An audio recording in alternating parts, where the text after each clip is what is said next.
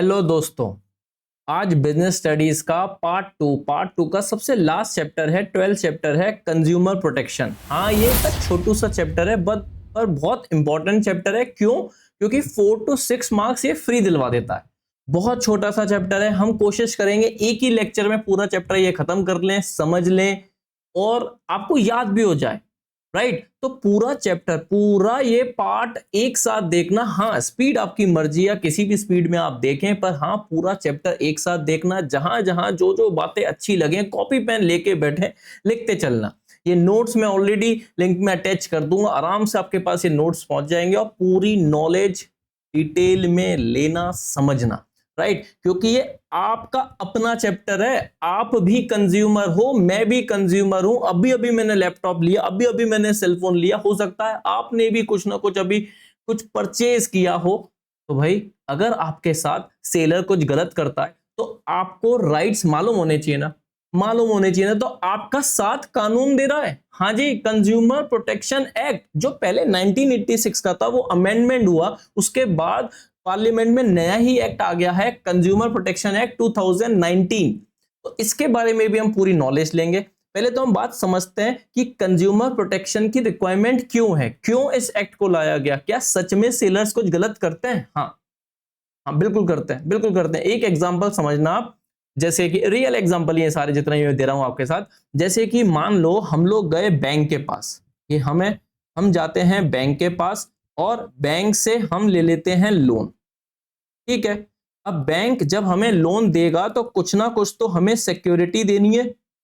तो हमने सिक्योरिटी क्या दी है बैंक के पास? हमने मान लो गोल्ड डिपॉजिट किया हुआ है। तो बैंक ने, मान लेते हैं फॉर एग्जांपल, लास्ट डेट दी हुई है पैसा पूरा लोन का रीपेमेंट करने के लिए, with interest with principles everything is 31 December. Right, 31 दिसंबर को मेरे को लोन का रीपेमेंट करना है। मैं लास्ट डे पर रीपे करने गया हूं, पर बैंक ने मेरे आने से पहले ही ये सोचा कि लास्ट डे दोपहर हो चुकी है, अभी तक कस्टमर ने हमारा लोन रीपे नहीं किया है, तो क्यों ना ये गोल्ड सिक्योरिटी हम मार्केट में सेल आउट कर देते हैं। और बैंक ने किया भी ऐसा। तो this is the deficiency of service. Bank को ऐसा नहीं करना था, इस कारण से कंज्यूमर चला जाता है कोर्ट और अपने फेवर में डिसीजन ले आता है। बैंक को 5 लाख की पेनल्टी पड़ती है, प्लस लिटिगेशन कॉस्ट भी देना पड़ता है, और गोल्ड जितना बेचा है उसकी वैल्यू भी रिटर्न करनी पड़ती है। तो ये हुआ ना फायदा। एक और एग्जांपल ले लेते हैं हम। जैसे एक कस्टमर को मान लो हॉस्पिटल में एडमिट है, और हॉस्पिटल में एडमिट होने से पहले ही इसके पास मेडिकल इंश्योरेंस पॉलिसी है। अब मेडिकल इंश्योरेंस पॉलिसी अपन जब लेते हैं ना, तो उसमें ऑप्शन होता है कैशलेस पॉलिसी। कैशलेस में क्या होता है कि कंज्यूमर को जितना भी ट्रीटमेंट हॉस्पिटल में लग रहा है, खर्चा लग रहा है ट्रीटमेंट के लिए, तो हॉस्पिटल उससे पैसा नहीं मांगेगा, क्योंकि कैशलेस पॉलिसी ली है। तो डायरेक्टली वो इंश्योरेंस कंपनी से वो पैसा ले लेता है। इसके लिए कुछ फॉर्मेलिटीज पूरी करके हमें डॉक्यूमेंट्स भरने पड़ते हैं। तो जब कस्टमर ने जैसा इंश्योरेंस कॉन्ट्रैक्ट में लिखा था वैसा ही पॉलिसी डॉक्यूमेंट हॉस्पिटल में जमा किया। अब ये हॉस्पिटल वालों का काम है, वो इंश्योरेंस कंपनी से बात करते हैं, और इंश्योरेंस कंपनी ने डिनाई कर दिया तुरंत कैश देने से। हाँ, ऐसा किया। तो इस कारण से कस्टमर को हॉस्पिटल से डिस्चार्ज होने के लिए उसको पैसे देना पड़ा, क्योंकि इंश्योरेंस कंपनी ने तो मना कर दिया। तो ये कंज्यूमर चला जाता है कोर्ट, और कोर्ट से बोलता है इंश्योरेंस कंपनी ने साहब इसके साथ अच्छा नहीं किया है। कैशलेस पॉलिसी लेने के बावजूद भी हॉस्पिटल में इसको कैश देना पड़ा डिस्चार्ज होने के लिए। तो इंश्योरेंस कंपनी पे साहब फाइन लगाता है कोर्ट। बिल्कुल 20 लाख रुपीस का फाइन लगाता है। ये भी मैं रियल रिसेंट केस ही बता रहा हूं। तो ऐसे बहुत सारे केसेस हैं जहां कंज्यूमर के साथ गलत होता है, मतलब उसको सर्विस डेफिशिएंट मिलती है, या फिर उसको गुड्स एडल्ट्रेटेड मिलते हैं, मतलब कुछ मिलावटी गुड्स मिलते हैं। तो इसके कारण कंज्यूमर कहां जा सकता है? कोर्ट जा सकता है। कब जा सकता है, कितने रुपए के लिए जा सकता है, कौन से कोर्ट जाना पड़ता है, ये सारी चीज हम लोग पढ़ने वाले। तो आइए शुरुआत करते हैं इस चैप्टर की। तो यहां लिखा हुआ है, in a free market economy consumer is said to be a king. मतलब अब किंग कौन है? कंज्यूमर। हाँ, प्रोड्यूसर को पहली बात तो वो गुड्स बनाने पड़ेंगे जो मार्केट में चल रहे हैं, क्योंकि ये मार्केट अब क्या है? Free market economy. भाई जिसकी डिमांड ज्यादा होगी वही तो प्रोड्यूसर उसी टाइप के गुड्स की तो सप्लाई करेगा। तो sometime businessman to increase sales and to earn quick profit, हर दुकानदार ये कोशिश करता है यार मेरी सेल्स बढ़ जाए, मैं ज्यादा से ज्यादा प्रॉफिट कमाऊं, और ज्यादा से ज्यादा प्रॉफिट कमाने के चक्कर में, लालच होने के चक्कर में वो क्या कर देता है, dishonest, exploitative, unfair trade practice, वो ये कामों में इन्वॉल्व हो जाता है, जैसे कि डिफेक्टिव गुड्स आप सप्लाई करने लगता है, अनसेफ प्रोडक्ट बेचने लगता है, गुड्स में कुछ मिलावट करके बेचता है। एक नमकीन और पीनट बेचने वाले ने अपने बेसन से ही सब, जब वो नमकीन बना रहा था तो बेसन के मिक्सचर में एक वायर चली जाती है, राइट, और वो उसको नजरअंदाज कर देता है। वो कहता है ठीक है यार नमकीन हो गया, मतलब गलती तो सेलर की थी ना, गलती तो उसके मैन्युफैक्चरर की थी ना। तो इस कारण से नमकीन में वायर आ जाती है और जो कस्टमर के पैकेट में निकलती है वो सीधे जाके चला जाता है कोर्ट में, और कोर्ट में केस फाइल करने के बाद 1 लाख रुपए जीत के आ जाता है। ये भी रियल केस है। केस लॉ के ना मैं नाम डिस्कस नहीं कर पा रहा हूं आपसे, नाम याद करके भी क्या करोगे आप, तो सीधे जजमेंट लो, कोर्ट सीधे ऑर्डर देता है अगर सेलर ऐसी गलती करता है तो, हाँ, क्योंकि पैकेट से निकल रहा है। तो अगर ऐसा काम करता है सेलर, फॉल्स या मिसलीडिंग एडवर्टाइजिंग करता है, पुडिंग, ब्लैक मार्केटिंग, अगर वो एड में दिखा कुछ और रहा है और वैसा प्रोडक्ट प्रॉमिस नहीं कर रहा है, एक तो उसने एड गलत बनाई, मिसलीडिंग एड बनाई, डिस्क्लेमर भी नहीं दे रहा है, ऐसा लिख रहा है गुड्स में कि साफ 6 टैबलेट लेने से पावर आ जाएंगी आप में, और आप क्रिकेट में 6 बॉल पे साफ 6 मार सकते हैं, और हर बॉल पे 6 मारने के बाद आप रिकॉर्ड बना दे, सब फॉल्स है। ऐसा कुछ करके अगर अपन अपने प्रोडक्ट को बेचने की कोशिश करते हैं तो यहां कोर्ट बैठा है, आप पे नजर रख रहा है। क्योंकि पहले क्या होता था, कैविएट एम्प्टर, पहले बायर को भी अवेयर होना पड़ता था। बायर को, वैसे बायर की भी जिम्मेदारी है, हाँ, अपनी भी जिम्मेदारी है। अगर अपन को आंखों से दिख रहा है गुड्स में डिफेक्ट है, अपन साफ शर्ट पहन के देख रहे हैं और दिख रहा है उसमें बटन तो है ही नहीं, फिर भी अपन परचेज कर रहे हैं, ये मालूम होने के बाद भी, हमें मालूम है ये शर्ट मेरी साइज की नहीं है, फिर भी हम परचेस कर रहे हैं ट्रायल रूम में ट्राई करने के बाद, तो ये गलती तो बायर की भी मानी जाएगी। तो वैसे बायर को भी होश आवाज में गुड्स खरीदना चाहिए, आंख, कान, दिमाग ये सब खोल के, सब यूज करके ही सब गुड्स लेने चाहिए। पर अब क्या है, कैविएट वेंडिटर, इसका मतलब है कि सेलर को भी अब होशियार होना पड़ेगा, क्योंकि सेलर के अगेंस्ट भी बहुत सारे राइट्स कंज्यूमर यूज कर सकता है। अब सेलर इतने आराम से कंज्यूमर को बोल सकते हैं ना, ठग नहीं सकता, याद है, वो डिसीव नहीं कर सकता डिफेक्टिव गुड्स देकर, ठीक। तो इसके लिए क्या बनाया गया है, कंज्यूमर प्रोटेक्शन एक्ट। तो consumer protection refers to protection of consumer from unscrupulous, exploitative, unfair trade practices. It also refer to educating consumer about their rights and responsibilities. मैं भी तो तुम्हें एजुकेट कर रहा हूं कि साहब तुम्हारे पास ऐसे राइट्स हैं, कैसे आपको कंप्लेंट फाइल करनी है, किस फॉरम पे आपके जाके आपको अप्लाई करना है, ये सारी चीजें अपन डिस्कस करने वाले हैं। गेटिंग देयर ग्रीवेंसेस मतलब शिकायतें, redress and protecting their interest. तो जल्दी से एक बार फिर से कंज्यूमर प्रोटेक्शन के बारे में आप बिल्कुल जल्दी से देख लीजिए, ठीक है जी। आए अपन देखते हैं कंज्यूमर प्रोटेक्शन के फायदे क्या है। अपन फायदे देख रहे हैं कंज्यूमर को, from consumer point of view फायदे क्या है, मैंने इसका शॉर्टकट बनाया हुआ है ice. I for innocent consumer, C is for consumer are unorganized and E is for exploitation of consumer। मतलब कंज्यूमर प्रोटेक्शन से कंज्यूमर को क्या फायदे हैं भाई, हम लोग बहुत इनोसेंट कंज्यूमर हैं। हम तो ऐड देखते हैं, रैपिडो की ऐड आई थी, get your auto in 5 minutes और गेट ₹50 रिफंड, ऐड आई थी ये वाली। अब कंज्यूमर कोर्ट को लगा कि ये मिसलीडिंग ऐड है, क्योंकि बहुत सारे केसेस, बहुत सारे सैंपल को सब एग्जामिन करने के बाद ये देखा कि 5 मिनट में एक तो ऑटो पहुंच नहीं रहा, ऊपर से आप ₹50 भी नहीं दे रहे। तो इस कारण से जब कंज्यूमर कोर्ट में जाता है कि 5 मिनट में तो हमें ऑटो राइड नहीं मिली, तो रैपिडो के ऊपर 10 लाख रुपीस का फाइन लगा और अराउंड 60 या 65 कस्टमर्स को ₹50 वापस भी मिले, और ऊपर से कंपनी पे फाइन भी लगा। और अब ये एड आप नहीं देखते, राइट। तो कंज्यूमर बहुत इनोसेंट है, वो हाल बेचारा एड में देखकर हीरो हीरोइन को देख रहा है साहब कि 7 दिन में वो क्रीम लगा के इतना गोरा हो जा रहा है, ओ वाह हम भी हो जाएंगे, हम तो खुद नहीं हो रहे हैं आज तक। तो हम तो मिसलीड हो रहे हैं ना, एक तो डिस्क्लेमर भी आप एड में नहीं दे रहे हैं कि ऐसा नहीं होता है, तो हम तो इनोसेंट हुए, हम तो आपकी बातों में, आपकी एड में आ जाते हैं साहब। तो अगर हम लोग कोर्ट के पास जाके बोलते हैं कि हम लोगों को मिसलीड किया जा रहा है, तो हमें कोर्ट क्या दिला देगा, रिलीफ, ठीक है। और कंज्यूमर क्या है, बहुत अनऑर्गेनाइज्ड है।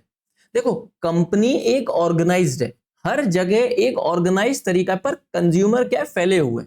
भाई अगर मान लो जैसे मैं दिल्ली घूमने जा रहा हूं, मैं ग्वालियर में रहता हूं, मैं दिल्ली घूमने जा रहा हूं, मैंने वहां हल्दीराम का सा पैकेट खरीदा और वहां मेरे पैकेट में कुछ मिलावटी चीज निकली या निडल निकली, XYZ कुछ भी निकला। अब मैं कहां फाइट करूं? मैंने दिल्ली में परचेज किया है वहां, या फिर हल्दीराम नागपुर की ब्रांच है, मैं वहां कंप्लेन करूं, या फिर मैं जहां रहता हूं ग्वालियर में मैं वहां जाऊं? तो कंज्यूमर क्या है, कोई अनऑर्गेनाइज वे, कोई ऑर्गेनाइज तरीका नहीं है, कोई उसकी कोई एसोसिएशन या सोसाइटी नहीं है। इसलिए एक फॉरम बना दिया है कि जो भी कंज्यूमर, जहां का भी कंज्यूमर हो, जिस भी मैन्युफैक्चरर से खरीद रहा हो, हाँ हाँ, कंज्यूमर प्रोटेक्शन एक्ट में इवन आप अगर ऑनलाइन परचेज भी कर रहे हैं, इवन ई कॉमर्स वाले भी उसमें कवर्ड है। अगर वो भी गुड्स खरीद रहे हैं और उनके साथ गुड्स में कुछ डिफेक्ट आ रहा है, तो वो लोग भी कहीं के भी हों इंडिया में वो कंप्लेन कर सकते हैं, क्योंकि अब आपको एक कॉमन प्लेटफॉर्म मिल गया है। तो ये हमको फायदा है। अभी तक क्या है, हम ऑर्गेनाइज्ड है, इसलिए कंज्यूमर प्रोटेक्शन एक्ट आने के बाद हमें एक फायदा क्या मिल गया कि हमको अब बस एक ही अथॉरिटी एसोसिएशन के पास जाना है, कंप्लेन लेके सारा काम वो कर लेंगे। बड़ी बड़ी कंपनियों से फाइट कर लेते हैं साहब। तो consumer need to be organized in the form of consumer organization to take care of their interest in India. Consumer organization are working to protect and promote the interest of consumer. और दूसरी बात, हर कोई exploit कर रहा है consumer को, unfair trade practice कर रहा है, फॉल्स मिसलीडिंग एडवर्टाइजिंग कर रहा है, एक प्रोडक्ट के साथ एक फ्री, पर वो नहीं दे रहे हैं। अगर कोई इलिटरेट पर्सन परचेज करने जा रहा है, वो पैकेट पे नहीं पढ़ पा रहा है इंग्लिश में कि एक के साथ एक फ्री है, ना उसको मालूम है, तो सेलर कोशिश करता है, अगर उसने मांगा नहीं फ्री तो वो देता भी नहीं है फ्री। कर लेते हैं ऐसे सेलर, बहुत लोगों के साथ हो रहा है। तो हमारा क्या हो रहा है साहब, एक्सप्लॉयटेशन। ठीक है जी, हमको बेकार डिफेक्टिव गुड्स पकड़ाए जा रहे हैं। तो इस कारण से कंज्यूमर प्रोटेक्शन एक्ट आने से हम कंज्यूमर्स को फायदा मिल रहा है, राइट। अब हम देखते हैं बिजनेस पॉइंट ऑफ व्यू से क्या फायदे हैं। तो बिजनेस पॉइंट ऑफ व्यू से फायदे देखने के लिए मैंने इसका शॉर्टकट बनाया हुआ है स्माइल, जो आप हमेशा करते हैं, करते रहिए, अच्छे नंबर आएंगे तो माँ बाप भी स्माइल करेंगे। तो बिजनेस पॉइंट ऑफ व्यू से क्या है फायदा?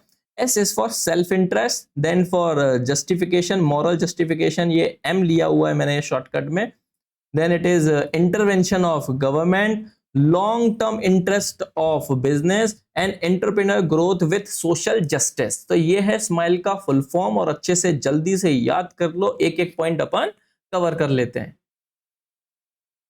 तो यहां लिखा हुआ है सेल्फ इंटरेस्ट, अगर बिजनेस का खुद का फायदा है भाई। अगर हम कंज्यूमर ही तो हमारा देवता है साहब बिजनेस के पॉइंट ऑफ व्यू से, अगर वो नहीं रहा तो बिजनेस चलेगा कैसे? अगर मैं उसको प्रोटेक्ट नहीं करूंगा तो बिजनेस चलेगा कैसे? अगर मैं कंज्यूमर का ख्याल नहीं करूंगा तो मेरा बिजनेस चलेगा कैसे? तो इसलिए बिजनेस का खुद का फायदा है भाई। ऑलरेडी इतना कंपटीशन है आपका मल्टीनेशनल कंपनी से, उसमें भी आप मिलावटी क्वालिटी अगर बेचोगे तो भाई कंज्यूमर का तो भरोसा उठ जाएगा ना, वो अगली बार आपके पास रिपीट परचेस करने नहीं आएगा ना।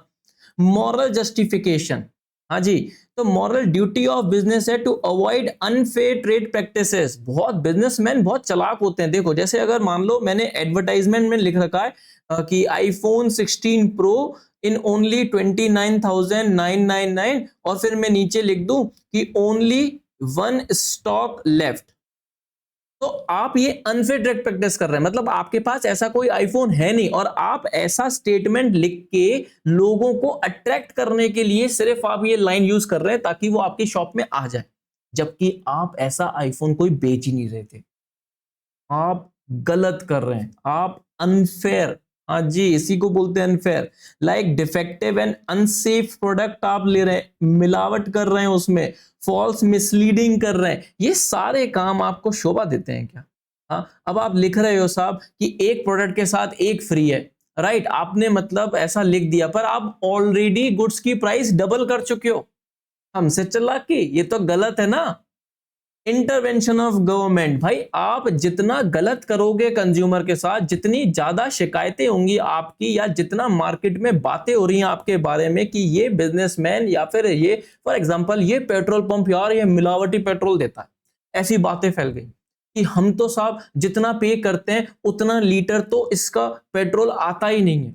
तो अगर ये बातें फैल गई तो गवर्नमेंट डिपार्टमेंट क्या करेगा, इन्वेस्टिगेशन बिठाएगा, तंग करेगा बिजनेसमैन को, तहकीकात होगी बात बात पे, सर्वेज होंगे, अरे बात समझ में। तो जितना आप ऐसा काम करोगे आपके बिजनेस में गवर्नमेंट की उतनी दखलंदाजी करे पड़ेगी, और जितनी बार सरकार के कोई बंदे ऑफिसर्स आएंगे ना, हाँ फाइन पेनल्टी लगा के जाएंगे। लॉन्ग टर्म इंटरेस्ट, अगर ज्यादा लंबा बिजनेस को टिकाना है, ज्यादा दिन तक, ज्यादा सालों तक अगर आपको वो बिजनेस करना है, तो आपको कंज्यूमर को किंग मानते हुए कंज्यूमर का केयर करना पड़ेगा, राइट। तभी आप लंबे समय तक एक कस्टमर बेस बना पाएंगे और फिर उनसे प्रॉफिट, फिर आप प्रॉफिट कमाओ। आपके पास ज्यादा सेल्स हो रही है क्योंकि आपकी क्वालिटी अच्छी है, आप ऐसे में बिजनेस करो ना, ईमानदारी से भी तो बिजनेस हो सकता है ना। फिर entrepreneur growth and social justice, India is mixed economy and gives more importance to social justice, exploitation of consumer is against the directive principles of state policy as laid down in constitution.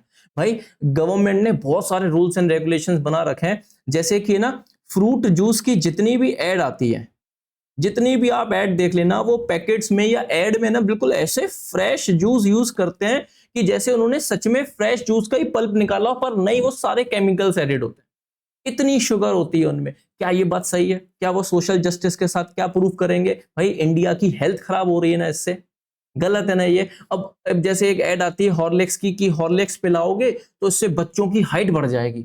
अरे ये क्या हुआ, हम तो बचपन से इतने Horlicks इतने बॉर्नवीटा भी, हमारी तो हाइट नहीं बढ़ी, मतलब साइंटिफिकली ये बात कोई प्रूफ नहीं है। तो आप एड में ऐसा क्लेम क्यों कर रहे हैं?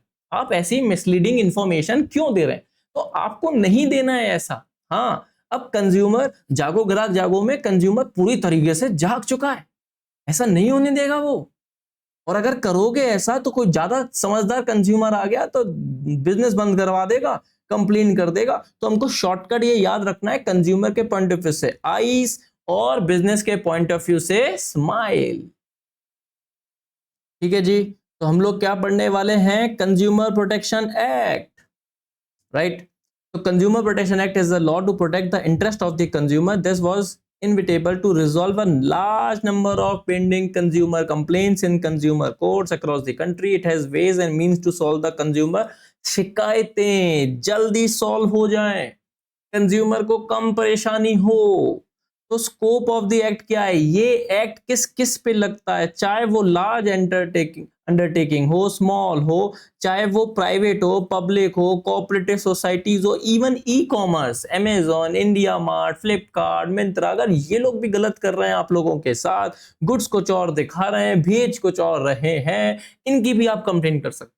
वो लिखते हैं 10 डेज रिफंडेबल और रिफंड नहीं ले रहे हैं, तो 15 तरीके के सवाल पूछ रहे हैं, आपको इरिटेट कर रहे हैं, और ऐसे में 10 डेज निकाल देते हैं और फिर बोलते हैं हमें गुड्स हम तो वापस नहीं लेंगे। अरे ऐसे कैसे नहीं लोगे? कंज्यूमर प्रोटेक्शन एक्ट है, पूरी तरीके से जाग चुके हैं हम।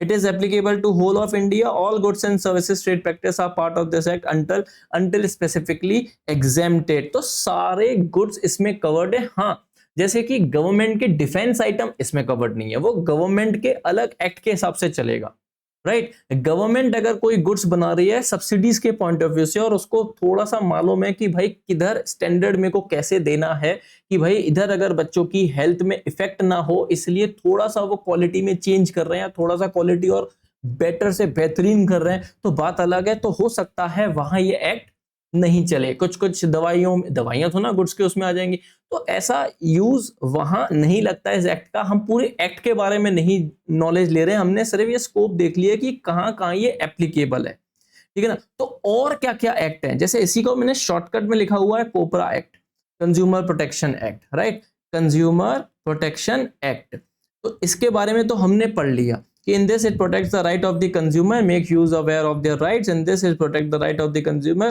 और they have developed and formed their 3-tier system। इसके बारे में हम आगे अभी देखने वाले हैं कि डिस्ट्रिक्ट फोरम, स्टेट और नेशनल फोरम कैसा है, कहाँ कैसे क्या कितने रुपए तक की कंप्लेन कर सकते हैं हम लोग। और भी कानून हैं ऑलरेडी इंडिया में, जैसे कि है Indian contract act, sale of goods act, ये स्पेसिफिकली कंज्यूमर को प्रोटेक्ट करने के लिए किए गए। कॉन्ट्रैक्ट होते वक्त सेलर बहुत सारे ऐसे वादे करता है कि साहब आप हमारे यहां से कार ले जाओ, 5 सर्विस आपको फ्री, और नहीं दे रहा है सर्विस, नहीं दे रहा है। जैसे मैं अगर कोचिंग क्लास में बच्चों को एडमिशन देते वक्त अगर ऐसी बातें बोलूं, हम फ्री में नोट्स देंगे, टी शर्ट देंगे, 15 टेस्ट लेते हैं, लास्ट में क्वेश्चन पेपर ऐसा सॉल्व करवाते हैं, नहीं करवा रहे हैं हम, मेरे पे तक केस हो सकता है। हाँ, तो कॉन्ट्रैक्ट एक्ट यही कहता है कि कॉन्ट्रैक्ट में जो आपने वादे कर दिए, अगर वो वादे आप नहीं निभाते हो तो आप ब्रीच कर रहे हो। ब्रीच मतलब होता है नॉन परफॉर्मेंस कर रहे हो अपने वादों का। झूठ बोलकर आपने कस्टमर को कॉन्ट्रैक्ट में एंटर करवाया, बस कॉन्ट्रैक्ट एक्ट में लिखा हुआ है, फिर तो आपको सारे बेनिफिट्स रीस्टोर करने पड़ेंगे, सब कुछ वापस देना पड़ेगा जो आपने कंज्यूमर से लिया है, ऊपर से डैमेजेस और देने पड़ेंगे। सिमिलर वे में सेल्स ऑफ गुड्स एक्ट बताया गया है, तो सेल्स ऑफ गुड्स एक्ट भी इसी को चीज को लेकर है कि अगर सेलर गुड्स डिफेक्टिव आइटम देता है तो किस तरीके से बायर राइट्स को यूज कर सकता है, राइट। इसमें सेलर के राइट्स भी हैं, ऐसा नहीं है कि हमेशा सेलर ही गलती करता है, बायर भी गलती करता है। नालायक पैसा ही नहीं दे रहा है, गुड्स बनवाने के बाद गुड्स उठाने ही नहीं आ रहा है, सेलर के पास पड़ा हुआ है, सेलर बोल रहा है बायर गुड्स बन गया है, ले जा लेके ही नहीं जा रहा है। तो ऐसा नहीं है कि सिर्फ सेलर ही गलती करता है, कभी कभी बायर की खुद की गलती के कारण भी गुड्स में डैमेजेस या नुकसान आ जाते हैं। तो ऐसे और भी एक्ट बनाए गए एग्रीकल्चर को लेकर और फूड एडल्ट्रेशन एक्ट को लेकर, ये सिर्फ आपको नाम याद रखने हैं, कल को क्वेश्चन ये ना आ जाए कि भारत में क्या और एक्ट या क्या किस तरीके से लॉ कंज्यूमर को हेल्प कर रहा है, तो आपको इन एक्ट के नाम यूज करना है। ट्रेडमार्क एक्ट, ठीक है ना, ज्यादा डिटेल्स नहीं लेनी है, सिर्फ आपको एक्ट के नाम याद रखने हैं, दैट इज सफिशिएंट। ठीक है, आखिर कंज्यूमर क्या है, ठीक है, तो याद रखना, जैसे मान लो मैंने गुड्स खरीदे यूज करने के लिए और डिफेक्टिव निकले, क्या मैं कंज्यूमर हूं? हाँ हूं। मैंने गुड्स खरीदे हैं आगे बेचने के लिए, मतलब मैं होलसेल पे खरीद के आ रहा हूं फिर मैं उसको बेचता हूं, क्या मैं कंज्यूमर हूं? नो, ये क्वेश्चन आ चुका है। Any person who buys any goods for a consideration, मतलब पैसों के लिए, which has been paid or promise, मतलब आपने पैसों के लिए गुड्स खरीदे, अगर आपको गिफ्ट के रूप में मिले आप कंज्यूमर नहीं हो। हाँ, बर्थडे में गिफ्ट मिले हैं, वो गिफ्ट डिफेक्टिव निकला, बर्थडे में आपका चालाक दोस्त आपको डिफेक्टिव गुड्स पकड़ा गया, तो क्या आप कंज्यूमर मान लोगे कि अपने आप को? No. Which has been paid or promise or partly paid and partly promised or under any scheme of deferred payment. Note, it does not include a person who obtain goods for resale or for any commercial purpose. तो अगर मैं AC की दुकान खोल के बैठा हूं, electronic goods की दुकान खोल के बैठा हूं, मैं इलेक्ट्रॉनिक गुड्स खरीद रहा हूं, बेच रहा हूं, इसमें एक आध एसी अगर खराब निकला तो मैं अपने फ्रेंचाइज को वापस कर दूंगा, पर मैं ऐसा कंज्यूमर उसके ऊपर केस करके कंज्यूमर प्रोटेक्शन एक्ट के राइट्स को यूटिलाइज नहीं कर सकता। कंज्यूमर मतलब वो जो खुद के लिए गुड्स खरीद रहा है, हाँ ऐसा ही है, ठीक है। कौन कंप्लेन फाइल कर सकता है? कोई भी कंज्यूमर, अगर हमने गुड्स खरीदे हमको डिफेक्टिव मिले, हम लोग मिसलीड हो गए, हम कंप्लेन फाइल कर लेंगे, या फिर हम कंज्यूमर एसोसिएशन के पास चले जाएंगे। भाई नेस्ले इतनी बड़ी कंपनी है, मैगी में उसने मिलावट कर रखी है, हम इतना छोटा आदमी है भाई, नेस्ले से कैसे लड़ेंगे? तो मैं कंज्यूमर एसोसिएशन पे चला जाऊंगा, उनसे बोलूंगा साहब आप हमारी तरफ से केस फाइट करें, ये रहे मेरे सारे डॉक्यूमेंट्स, ये रहे मेरे साथ चीटिंग करी गई है। या फिर गवर्नमेंट खुद एक्शन ले सकती है, अगर गवर्नमेंट तक अपन शिकायत पहुंचा दें या गवर्नमेंट ने अपने इन्वेस्टिगेशन में देखा है कि ये सेलर गलत कर रहा है कंज्यूमर के साथ, तो even central government, state government भी केस फाइट कर सकता है। या फिर बहुत सारे कंज्यूमर्स को सब नुकसान हो गया, ऐसी ऐसी दवाई हमने बना दी है भाई जिसको बच्चे सिर्फ समझ के पी रहे हैं, पर उनसे उनको डिजीज हो रहा है, और एमपी में तो ऐसा केस हो रहा है कि साहब उनकी डेथ हो गई। तो ऐसे केसेस में क्या होगा, बहुत सारे कंज्यूमर की तरफ से कोई एक कंज्यूमर उठकर भी कंप्लेन कर सकता है, और अगर वो कंज्यूमर बेचारा रहा ही नहीं, ऐसे गुड्स उसने कंज्यूम कर लिए कि उसकी डेथ ही हो गई, तो उसके घर वाले, उसके लीगल रिप्रेजेंटेटिव, लीगल हायर्स भी केस कर सकते हैं। कब तक केस करना होगा? आपको केस करना होगा with in 3 months from purchase of goods, और अगर गुड्स में कोई टेस्टिंग होनी चीज की रिक्वायरमेंट थी कि हाँ साहब सैंपल जाएगा, उसका चेक होगा कि सच में इसमें कुछ मिलावट है, कुछ केमिकल्स गलत डाले हुए हैं कि नहीं डाले हुए हैं, तो फिर आपको 5 महीने मिल जाते हैं, राइट। 3 महीने नॉर्मली और वैसे 5 महीने, इसके अंदर आपको कंप्लेन करनी पड़ेगी। आखिरकार हम लोग आ गए बहुत इंपॉर्टेंट टॉपिक पे, that is consumer rights under consumer protection act. मैंने शॉर्टकट बनाया हुआ है याद करने के लिए, CS हायर, ये इंपॉर्टेंट टॉपिक है, इससे केस स्टडीज क्वेश्चंस आते हैं, ठीक है। तो CS हायर का फुल फॉर्म क्या है? राइट टू मेक चॉइस, ये सी का है, right to safety, right to be heard, right to information, right to seek redressal and right to consumer education, right। अब इसमें क्या है, राइट टू मेक चॉइस। अब सेलर क्या करते हैं, कोशिश करते हैं साहब कि वो कस्टमर को मल्टीपल जो ब्रांड्स अवेलेबल हैं उसमें ऑप्शन नहीं देते कि कस्टमर चॉइस कर पाए। सेलर क्या चाहता है, उसका जिस कंपनी से ज्यादा कमीशन सेट होता है ना, वो कोशिश करता है ज्यादा बेचने की। आपको ऑप्शन ही नहीं देगा, उसके पास अवेलेबल है दूसरी ब्रांड्स के भी हेयर ऑयल अवेलेबल हैं, पर वो ऑफर ही नहीं कर रहा है आपको, वो ऑयल ही नहीं दिखा रहा है जो आपने उससे मांगा है। वो आपको कहता है नहीं ये वाला ऑयल ले लो, बाल आ जाएंगे आपके, आ ही नहीं रहे। तो आपको कस्टमर को चॉइस करने का ऑप्शन, फ्रीडम देना पड़ेगा। वो कस्टमर की मर्जी है, वो कौन सा ऑयल खरीदना चाह रहा है। तो freedom to choose from a variety of product at competitive prices, marketers should offer a wide variety of products in terms of quality, brand, price, size, allow the consumer to make a choice. तो ये आपका अधिकार है, आपका freedom है, आप कौन सी company का लैपटॉप खरीदना चाहते हो, कौन सी कंपनी का मोबाइल खरीदना चाहते हो, वो आपको थोप नहीं सकता। आपके पास फ्रीडम है ऑप्ट करने का, चॉइस करने का। फिर दूसरा राइट है आपका सेफ्टी का। भाई सेफ्टी तो आपका अधिकार है, right to be protected against goods and services which are dangerous to life and health. तो जैसे कि इलेक्ट्रिकल प्रोडक्ट, इलेक्ट्रिकल वायर, भाई हम अगर उसको यूज कर रहे हैं और आहा करंट आ रहा है, शॉक लग रहा है, वहीं मर जा रहे हैं हम, तो ये तो भाई गलत हो गया ना हमारे साथ। तो कस्टमर का राइट है कि वो आपको ऐसा प्रोडक्ट बेचे या फिर उसको यूज करने के तरीके बताए, है ना। ये भी एक होता है राइट टू इंफॉर्मेशन, उस पर आ रहे हैं अपन लेटर। पर सेफ्टी अधिकार है, आपको गुड्स की पैकेजिंग ऐसी करनी है कि उसको खोलते ओपन करते वक्त ही कस्टमर को कोई नुकसान ना हो जाए। ऐसा नहीं कर सकते, तो आपको कस्टमर की सेफ्टी का ख्याल रखना पड़ेगा। कम से कम ऐसी इलेक्ट्रिकल वायर तो दो जो कम से कम स्टैंडर्ड मार्क दो, जिसमें आईएसआई लगाओ। हम हेलमेट खरीदने जा रहे हैं, हेलमेट साहब हेड प्रोटेक्ट करने के लिए पहना जा रहा है और वो उस स्टैंडर्ड का है ही नहीं। लो साहब वो तो थोड़ा सा ऐसा झटके लगने से ही सब टूट जा रहा है, तो ये कैसा हुआ, ये तो सेफ्टी स्टैंडर्ड्स को फुलफिल नहीं कर रहा है, तो ये तो कस्टमर का अधिकार के साथ आपने गलत कर दिया है।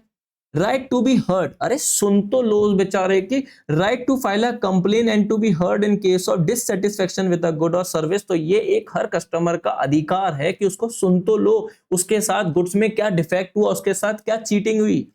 तो many business firms have set up their own consumer. आप देखना बड़ी बड़ी कंपनियां तो खुद ही लिख देती हैं, ये मेरा नंबर है 1800 कस्टमर केयर। आपको कोई भी शिकायतें हो तो आप अपनी शिकायत इस बॉक्स में ड्रॉप करके, लिख के ड्रॉप करके चले जाएं, बाकी सब हम देख लेंगे। तो ऐसा करना पड़ेगा, नहीं तो कस्टमर कंप्लेन कहां करेगा। तुम होटल में खाना खा रहे हो, खाना आपको बेकार दे दिया, स्मेल आ रही है, उसमें कंप्लेन कहां करें हम। तो सुन तो लो उसके साथ क्या गलत हुआ है, कस्टमर का अधिकार है, सुनना पड़ेगा आपको साहब। कॉकरोच निकल रहे हैं चावल में तो दिखा भी रहा है, सुन तो लो। राइट टू इंफॉर्मेशन, टेलर की जिम्मेदारी बनती है कि गुड्स में जो जो चीजें उसमें आपने मिला रखा है, आप उसके पीछे पैकेट में लिखो, उसको जो इंफॉर्मेशन चाहिए उसको दो। Right to have complete information about the product like ingredients, date of, अरे एक्सपायरी डेट तो लिख दो भाई, वो कैसे दवाई खरीदेगा, कैसे खाएगा। गुड्स को यूज करने के तरीके तो लिख दो। तुमने उसको पकड़ा दी तेजाब, वो भी शैंपेन के बोतल में, वो तो शैंपेन की तरह ही ओपन कर देगा तेजाब को, एसिड को, तो दिक्कत आ जाएगी ना। आप उसको बता तो दो भाई हमने तेजाब देने के लिए शैंपेन की बोतल यूज करी है, ये शैंपेन नहीं है, ठीक है। तो ये सारी चीजें एक कस्टमर को जानने का अधिकार है, सेलर को बताना पड़ेगा। राइट टू सीक रिड्रेसल, हो गया गलत कंज्यूमर के साथ, मिल गई उसको ऐसी कार, उसने कार चलाई और ऐसी कार है कि उसमें एसी नहीं है, ऐसी कार कि एसी नहीं, एसी नहीं चल रही।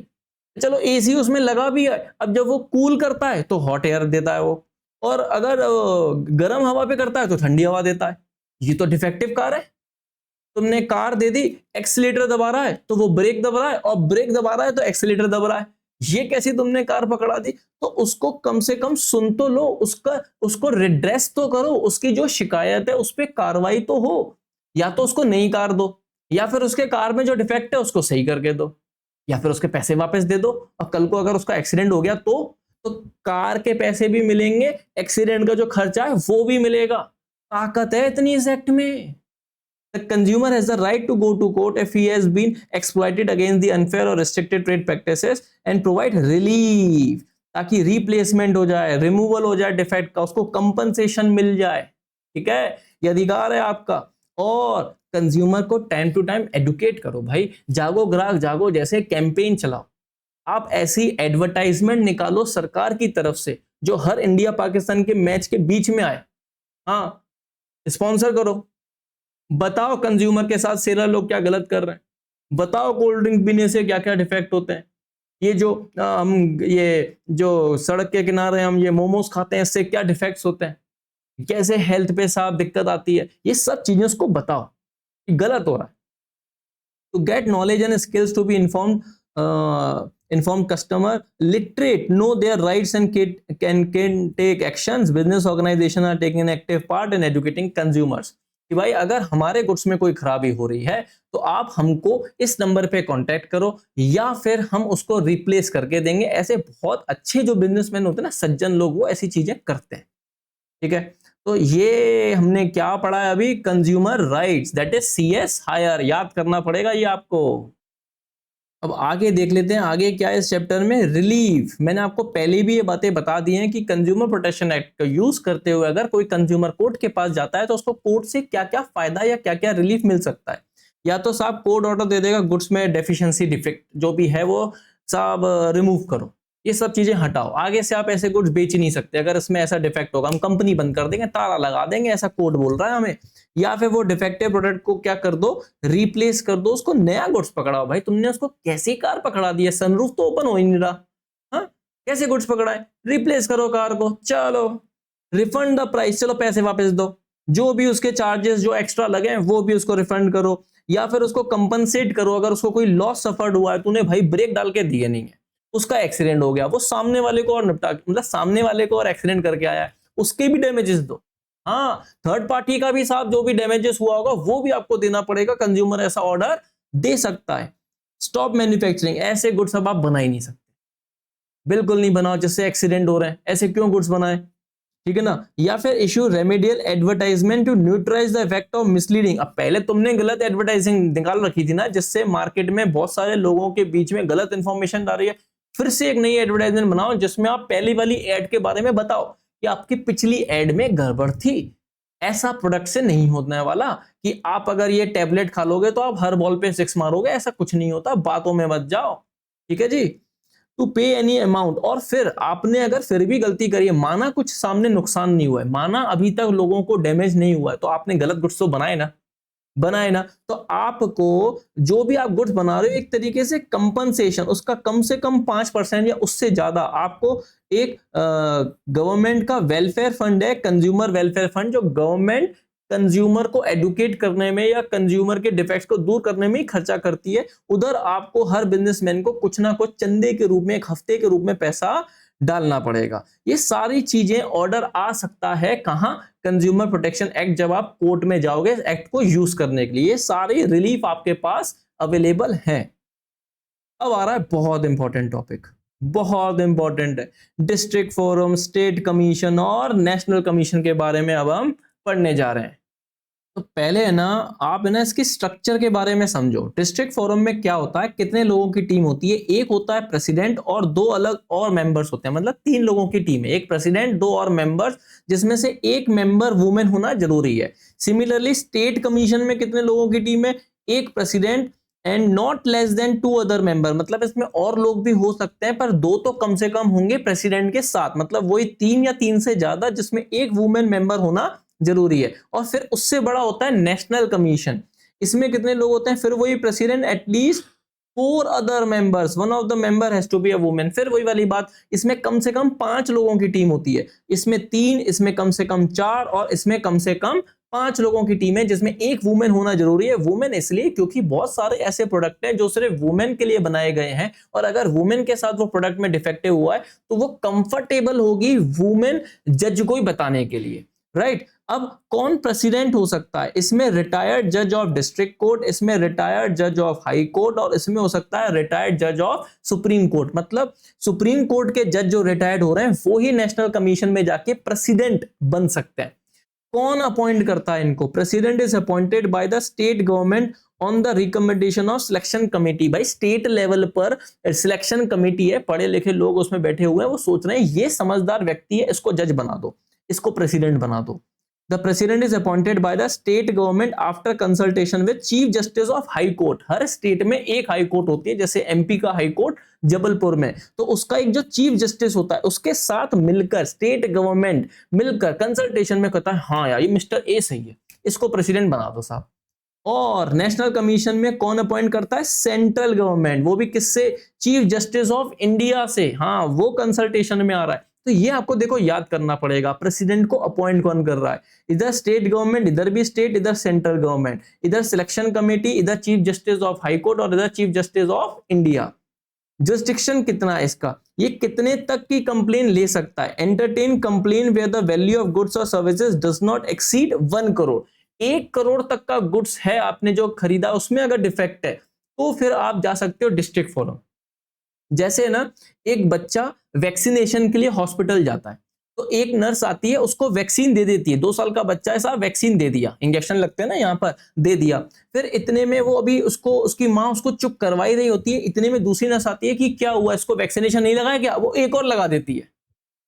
माँ कंफ्यूज, एक के बाद एक नर्स आ रही है, 2-2 वैक्सीन लग गई, तो ओवरडोज हो गया इसको, उससे बच्चा और बीमार हो गया। तो बच्चे की मां चली गई साहब कोर्ट में, मतलब उसको ठीक करने के बाद कोर्ट में चले गए, कोर्ट ने साहब कंपनसेशन दे दिया। हॉस्पिटल को बोल दिया अगर इतने रुपए का कंपनसेशन इसको नहीं दिया गया, हॉस्पिटल का लाइसेंस ले लेंगे। ये कैसी गलती है? एक ही छोटे मासूम को 2-2 इंजेक्शन लगा रहे हो क्या तुम लोग? Entertain complain where the value of goods और services exceed 1 crore and up to 10 crore. 1 crore से लेकर 10 करोड़ रुपए तक का अगर आपने गुड्स खरीदा, जैसे फॉर एग्जांपल किसी एक सुंदर लाल ने एक फ्लैट खरीदा 5 करोड़ रुपए का, खरीद लिया। 1 महीने के अंदर ही जब बारिश पड़ रही है, सीलन आ रही है, पानी गिर रहा है, लीकेज हो रहा है, ये कैसा आपने गुड्स पकड़ा है? ये कैसा उसको फ्लैट पकड़ा है? तो वो जाके 5 करोड़ का खरीदा है भाई, छोटा मोटा फ्लैट तो ना खरीदा है। हाँ, टॉप रूफ खरीदा है उसने। हाँ, तो वो कहां कंप्लेन करेगा? स्टेट कमीशन में। पर अगर आपका गुड्स 10 करोड़ से ऊपर है और उसमें डिफेक्ट है, आपने साहब क्रिकेटर हैं, आपने कार खरीदी है 10.74 सीआर की और कार में कंप्लेन निकल रही है, कार तो सही नहीं है, एवरेज ही नहीं दे रही। चलो मान लो एवरेज तो वैसे भी इतनी महंगी कार का नहीं निकलेगा, पर वही वाली बात कि सनरूफ ओपन नहीं हो रहा है, इतनी महंगी कार है, क्या करें हम? एसी वर्क नहीं कर रहा है, इलेक्ट्रिक कार है, बिना वार्निंग की रुक जाती है, घर से निकलते तो 100% चार्ज होती है, अभी 1 किलोमीटर चलते हैं तो सीधे सीधे दिखाती है 50% बैटरी खत्म। ये कैसी कार है? डिफेक्टिव कार है। तो ऐसे केसेस को हम नेशनल कमीशन तक ले जाएंगे, बहुत बड़ा इशू बन जाएगा, क्योंकि बहुत महंगा गुड्स है, सुप्रीम गुड्स होगा। तो इसके लिए हम लोग कहां कंप्लेन कर लेंगे? नेशनल कमीशन पे। अब अगर आपका डिफेक्ट दूर ही नहीं किया है, जैसे मान लो आपने एक जूस खरीदा, मतलब मिस्टर ए ने एक जूस खरीदा, वो पी रहा है साहब, उसमें देख रहा है अरे ये तो इंसेक्ट है, इसमें तो मच्छर डले हुए, मक्खी डली हुई है जूस में, तो उसने जाके कंप्लेन करी। अब जज कह रहा है तो क्या हुआ, तुम नॉन वेजिटेरियन हो कि वेजिटेरियन हो? वो कह रहा है मैं नॉन वेजिटेरियन हूं। तो भाई तो तुम क्या मच्छर और मक्खी नहीं खा सकते? हाँ, नॉन वेज तो फिर वो भी होता है, तो वो खा लो। तो जज ऐसा आंसर दे रहा है, जज उल्टा फ्रूट जूस को सपोर्ट कर रहा है। तो क्या हो गया यार, छोटी मक्खी तो है, निकाल के पी जाता, उसमें क्या है? ये कैसा आंसर है? जब अपन को डिस्ट्रिक्ट फोरम के अगेंस्ट ही कंप्लेन करना है, तो with in 45 days upon state commission पे जा सकते हैं कि हम इसके ऑर्डर से सेटिस्फाइड नहीं है। भाई 10 रुपए का इसने फ्रूट जूस मेरे को पिलाया, उसमें मक्खी मच्छर निकल रही है, तो तुम मेरे को कंपनसेशन में सिर्फ 10 रुपए दिलवा रहे हो? 10 रुपए के लिए मैं इतने कोर्ट के चक्कर काट रहा हूं? हाँ, ये कैसा जजमेंट है? मेरे को नुकसान हो गया, दवाइयां खरीद रहे हैं, चलो दवाइयां सही समय पे मैंने खरीद ली, मैंने खा ली, मैं ठीक हो गया। अगर नहीं खरीदता तो सही समय पे नहीं खा पाता तो मेरी तो बीमारी बड़ी हो जाती ना, तो कंपनसेशन ज्यादा चाहिए, आपने उल्टा 10 रुपए दिलवा दिए। ये क्या बात हुई? तो आप जब जजमेंट से ही सेटिस्फाइड नहीं है, तो आप ऊपर वाले और हायर लेवल पे अपील पे जा सकते हैं।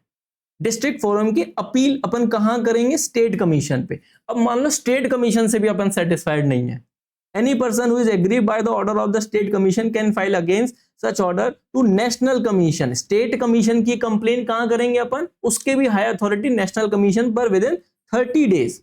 यहां कितने दिन मिले थे अपन को? देखो ज्यादातर केस है ना डिस्ट्रिक्ट फोरम पे जाते हैं, तो वहां पे हमें ज्यादा दिन मिले हुए हैं। 45 डेज में हम फर्दर अपील कर सकते हैं। स्टेट कमीशन से नेशनल कमीशन जाने के लिए हमको 30 डेज मिले हुए हैं, पर हमको 50% पहले कुछ अमाउंट डिपॉजिट करना पड़ेगा, क्योंकि बहुत सारे लोग तंग करने के लिए, ज्यादा पैसे हटने के लिए भी अपील करते हैं।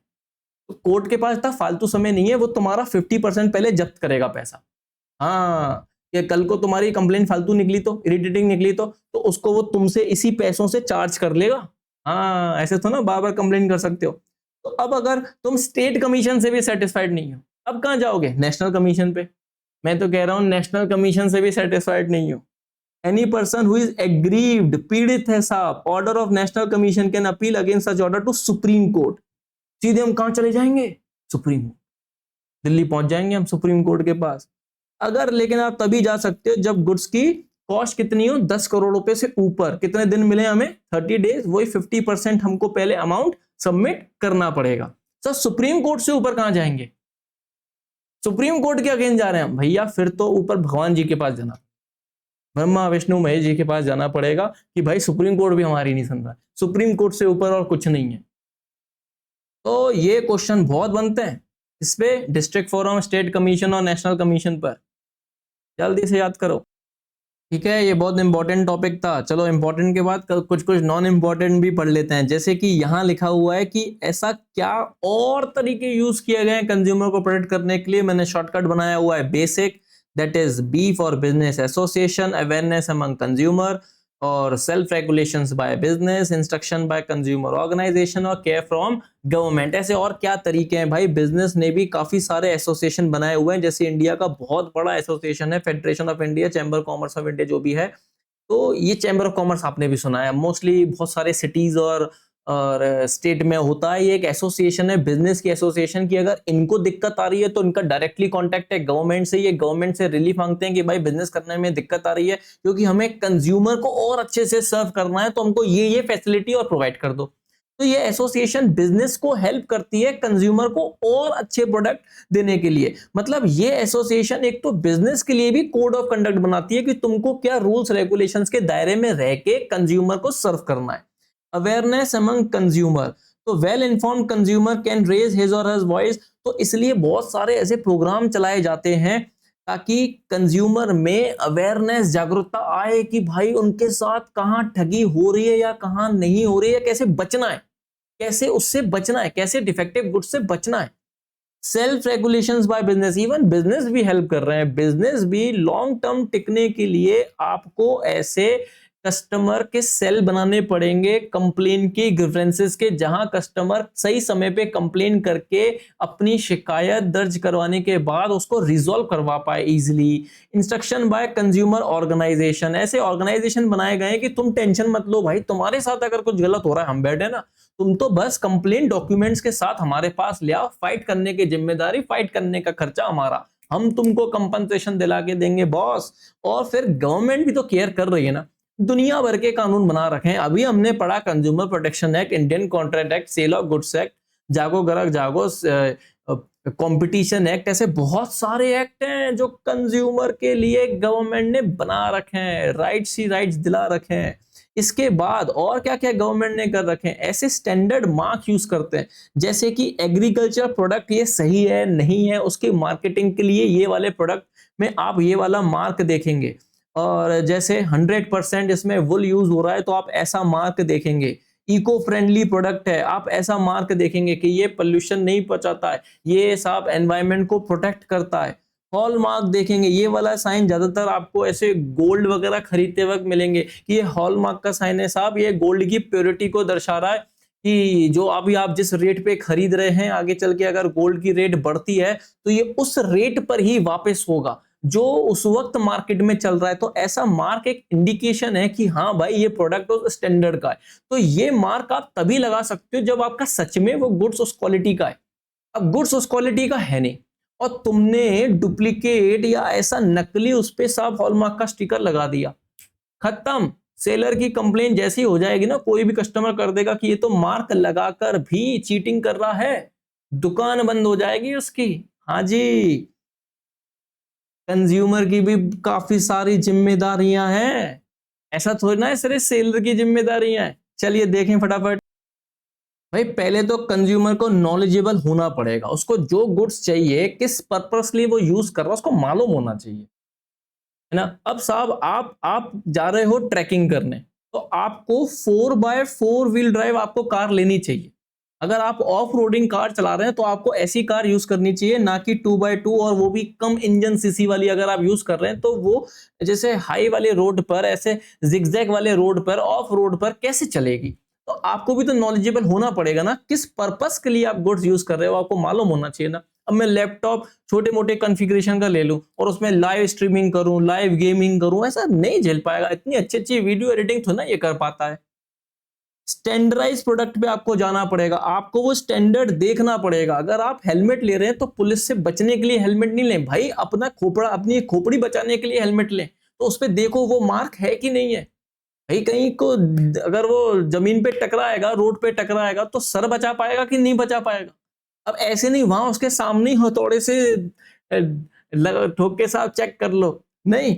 और इंस्ट्रक्शन तो यूज करो, हर गुड्स के पीछे इंस्ट्रक्शन लिखे रहते हैं, लिखा रहता है उसमें, ये गुड्स को आप आंखों से दूर रखो, बच्चों से दूर रखो, और हॉट टेम्परेचर से दूर रखो, उसको कूल प्लेसेस पे रखो। इंस्ट्रक्शन तो यूज कर लो, तभी तो उस गुड्स को बचा पाओगे, या अपने आप को गुड्स से बचा पाओगे। कॉशियस परचेजिंग, आपको डेट देख कर लेना चाहिए, प्राइस देख कर लेना चाहिए, गुड्स के अंदर क्या इंग्रेडिएंट्स है आप देख के लो। assert yourself, अब assert yourself to guarantee that you obtain a fair bargain। अब आप बार्गेनिंग कर नहीं रहे, उसमें प्राइस लिखा नहीं है, आपको जब सस्पिशियस नेचर आ रहा है, आपका अंदर का मन कह रहा है साहब ये बेकार गुड्स है या उतना वर्दी नहीं है, फिर भी आप महंगे पे खरीद के लाए, गलती तो तुम्हारी है ना, गलत लेके आए ना। ऑनेस्टली आप उसको बताओ, देखो be truthful in interaction and buy only legal goods. अब आप खुद अगर सेलर से बोल रहे हो, सस्ता दिखा दो ना। अरे क्वालिटी कौन चेक कर रहा है यार, तुम तो दे दो यार, वैसे भी मेरे को आगे टिकाना, आगे गिफ्ट करना है, आप तो दे दो यार, वैसे भी मैं अपने नौकर के लिए गुड्स, अरे ऐसे कैसे यार, दूसरों के लिए गुड्स खरीदोगे तो क्या बेकार गुड्स ले लोगे। हाँ, बिल तो मांगो, जब तुम सामने वाले से बिल मांगोगे तो उसको एक डर रहेगा कि यार कल को अगर मैंने इसको गलत गुड्स दे दिए तो बिल देने के बाद इसके पास एक एविडेंस आ जाएगा, मेरे अगेंस्ट केस कर सकता है। तो आप हर परचेज पे क्या मांगो, बिल मांगो। अगर वो सामने वाला टैक्स लगा रहा है, जीएसटी लगा रहा है, तो मांगो ही मांगो, छोड़ो ही मत उसको। और फिर सोसाइटीज बनाओ। माना हर कंज्यूमर के पास ताकत नहीं है इतनी बड़ी बड़ी कंपनियों से फाइट करने के लिए, तो बड़े बड़े लोग, अच्छे अच्छे लोग, काबिल, नॉलेजेबल, इंटेलिजेंट वाले लोगों को एक सोसाइटी बनाना चाहिए, ताकि बेचारे छोटे छोटे कंज्यूमर जिनके साथ डिफेक्टिव ठगी हो रही है, डिसीव किया जा रहा है इनको, वो लोग बेचारे इन सोसाइटी तक क्या लेकर आए, अपनी शिकायतें लेकर आए, इनको एजुकेशन मिले, इनको प्रोटेक्शन मिले। तो ये क्या है कि हमने ये पढ़े हैं कि कंज्यूमर की भी कुछ जिम्मेदारी बनती है, हमेशा सेलर ही गलत नहीं होता, कभी कभी बायर भी अपने बेकार चॉइस के लिए लायबल होता है। हाँ, फिर उसको प्रोटेक्शन नहीं मिलती है। तो गवर्नमेंट ने इस लिहाज से बहुत सारी कंज्यूमर ऑर्गेनाइजेशंस और एनजीओज बना रखी हैं जो आपको हेल्प करेंगी। कैसे हेल्प करेंगी, देखिए मेट्रो सिटीज में तो ऑलमोस्ट आपको ये सोसाइटीज मिलेंगी। जैसे एक एग्जांपल है कट सोसाइटी, ये consumer unity and trust society है। ऐसे न्यू दिल्ली में कॉमन गोल सोसाइटी है, ऐसे मुंबई, अहमदाबाद, बेंगलोर, बड़ी बड़ी सिटीज में तो आपको ऐसी सोसाइटीज मिलेंगी। ये क्या करती हैं, कंज्यूमर को एजुकेट कर रही हैं, पीरियोडिकल एंड अदर पब्लिकेशन को पब्लिश करती हैं, केयर करती हैं, इनके जो भी गुड्स हैं अगर उसमें कोई डिफेक्टिव है तो उसको टेस्ट करवाना, उसका खर्चा, लीगल केस फाइल करना, कैसे फाइल करना, ये सारी चीजें कंज्यूमर को गाइड करती हैं। तो इनका मेन काम क्या है, जैसे लिखा हुआ है publishing, periodicals and other publications to impart knowledge about consumer problem, legal reporting. तो रिसेंटली जो जो केस हुए हैं, कैसे कैसे इन्होंने कंज्यूमर को सहायता दी है, कंज्यूमर को कहाँ कहाँ केस कंप्लेन करने चाहिए, ये सारी चीजों के लिए